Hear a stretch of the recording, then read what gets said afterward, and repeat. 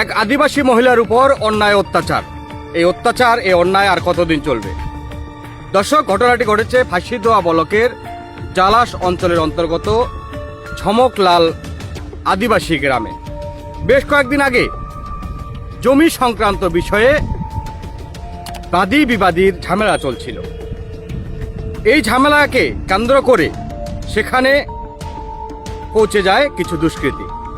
তারপরে আদিবাসী এক অন্তঃসত্ত্বা মহিলা, সেই মহিলার উপর চলে নির্মম অত্যাচার। লাথির পর লাথি, সে মাটিতে লুটে যায়। সেই অবস্থায় তাকে ভর্তি করা হয় উত্তরবঙ্গ মেডিকেল কলেজে, কিন্তু সেই অন্তঃসত্ত্বার বাচ্চা আর নেই। অন্তঃসত্ত্বা সেই অবস্থায় বাচ্চা জন্মগ্রহণ করেছে, দুদিন পরে মারা গিয়েছে। আজকে সেই বাচ্চা সহ সেই মহিলাকে বাড়িতে নিয়ে আসে এবং তাদের দাবি যে তার যে দোষী রয়েছে, দোষীর শাস্তি না হলে তারা কিন্তু বৃহত্তর আন্দোলনে যাবে।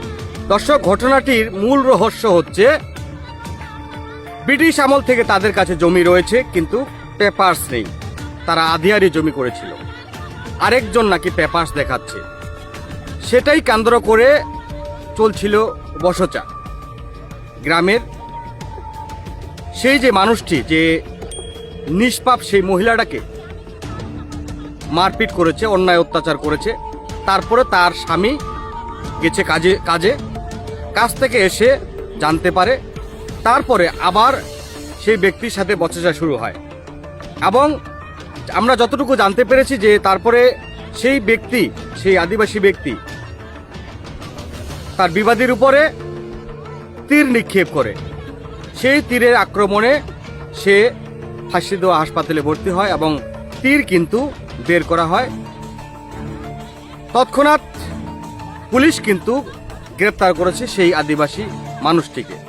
এবং তারপরে এই যে মহিলার উপর অন্যায় অত্যাচার, সেই কিন্তু বিবাদী সেই লোকটিকেও পুলিশ কিন্তু গ্রেপ্তার করেছে।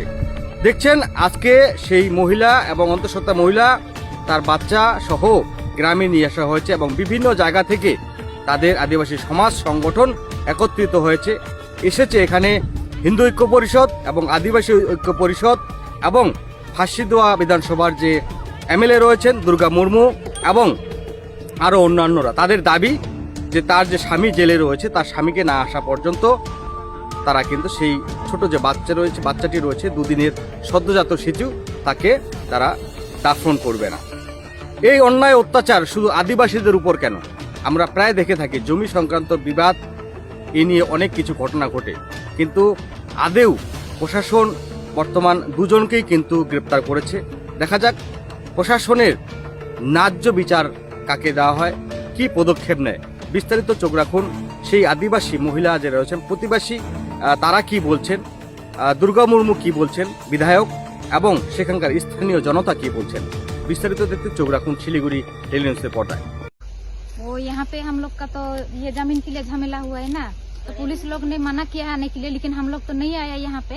और उस दिन सब लड़का लोग जब काम चला गया, तब वो उधर का वो लड़का आके यहाँ पे पूरा ये सब तोड़ने लगा ना, झीक सबको, वो एमडी का दर। तो हम लोग यहाँ पे कितना 5 लेडी, यहाँ पे मेरा माँ है ये, और वो एक मेरा ननद है ना वो, और वो डिलीवरी है ना, वो आके यहाँ पे पूछा कि ये जी क्यों टूटा रहा है बोल के। यहाँ पे तो पुलिस लोग आके मना किया है ना, तब मैं उससे बात कर रहा है। वो पहले मेरा माँ को ना लात मार के गिरा दिया और पुलिस का जूता भी पहना था, इसको बहुत लात मार मार के कैसा किया। तब मैंने जब उसको पकड़ा, तब उसने मेरा भी गला दबाया था। अभी भी देख सकते हैं यहाँ पे शायद दागी है ना, छूट गया।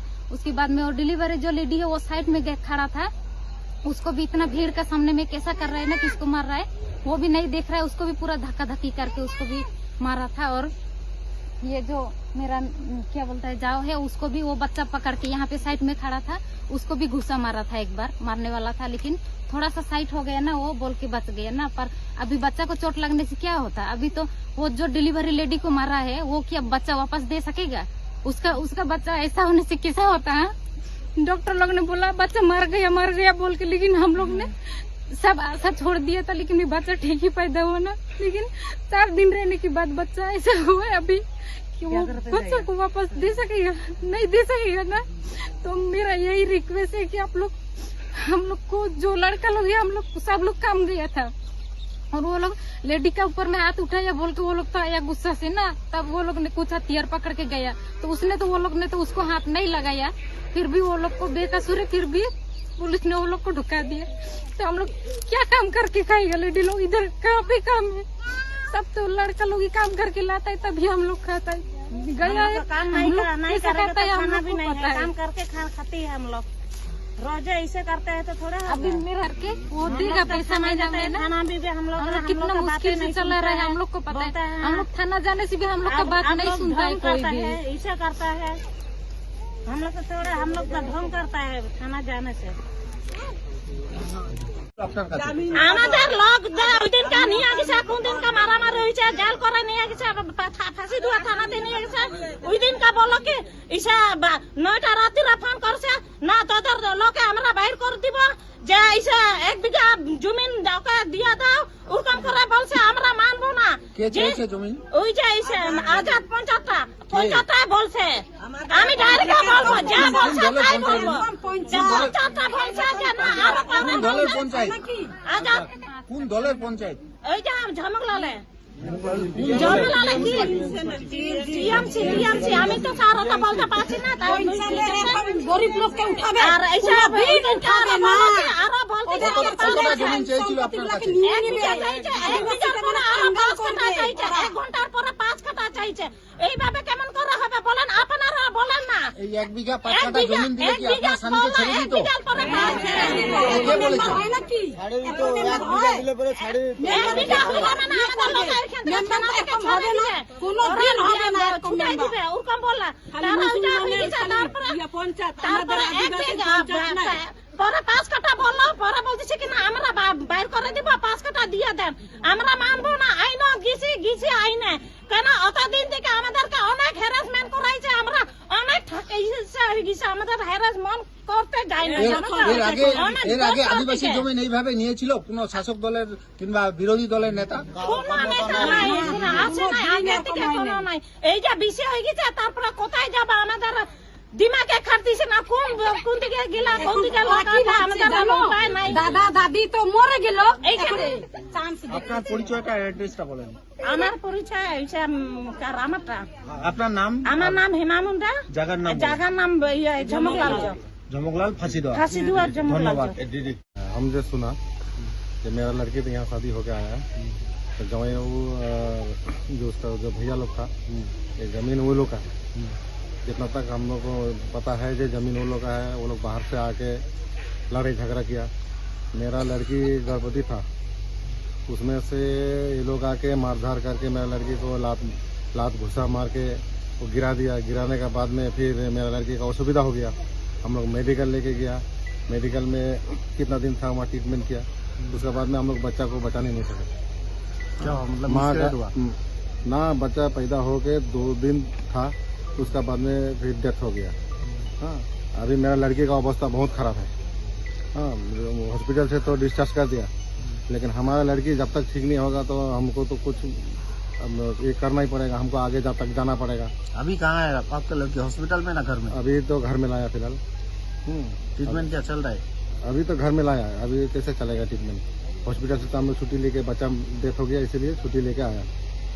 हाँ, फिर अभी हम लोग उसको ट्रीटमेंट करेंगे। क्या क्या प्रॉब्लम है हुआ आपका लड़की का? कहाँ कहाँ चोट लगा? पेट में लगा, इधर कमर में गिर गया था। हाँ, पेट में लात मारा, सुनने में आया, हम तो नहीं था, लेकिन ये हमारा जो बहन लोग है वो बताया जो पेट में लात मार दिया। कितना दिन हॉस्पिटल में था आपका लड़की? बुधवार हम रात में 9 बजे एडमिशन किया था। 4 दिन। आपका नाम? मेरा नाम उदित लाल होगा, घर का है आपका? माटीघाटा टी स्टेट।